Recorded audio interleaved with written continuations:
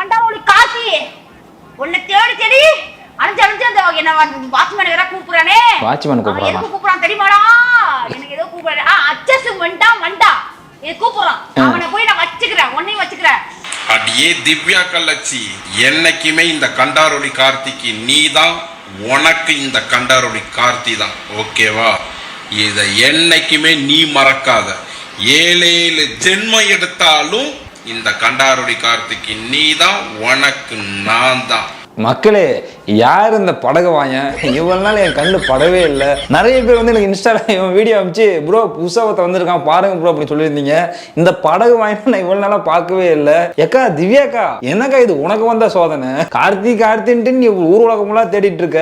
எவனோ ஒருத்த வந்து நான் தான் கண்டோலி கார்த்தியை போட்டு வாண்டடா சொல்லிட்டு இருக்கான். எனக்கு தெரிஞ்சு இருக்க வாய்ப்பு இருக்கு. ஏன்னா 2 பேரோட வாயும் ஒரே மாதிரி வாட்டமா தான் இருக்கு. அதனால கண்டிப்பா மேட்ச் ஆக வாய்ப்பு இருக்கு.